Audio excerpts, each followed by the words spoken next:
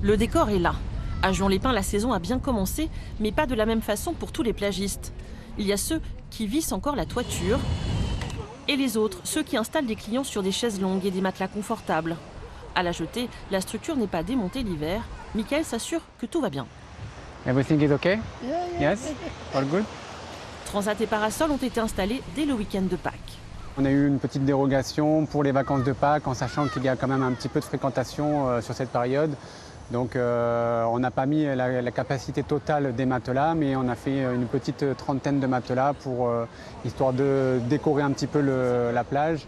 Cet établissement accueille surtout une clientèle venue d'Europe du Nord, Norvège, Irlande, Pays-Bas et Angleterre. Vous trouvez que c'est cher le prix des transats? Oui, c'est assez cher, mais c'est un service de qualité, donc on apprécie. Comptez 40 € pour la place la plus demandée, celle tout au bout du ponton. Et une trentaine d'euros par jour pour un transat face à la mer. Ils nous ont fait un petit prix parce que c'est la fin de journée. C'est le début des vacances pour vous?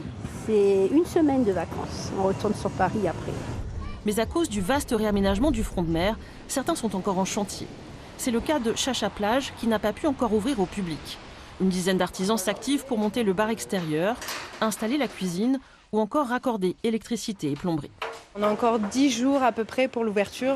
Il nous reste encore un peu de peinture à l'intérieur, quelques petites finitions.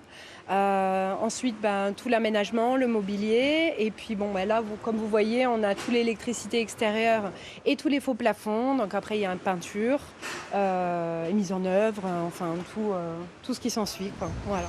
Malgré des travaux à répétition, Laura ne se décourage pas et espère faire une belle saison. Sable et mer turquoise sont toujours au rendez-vous.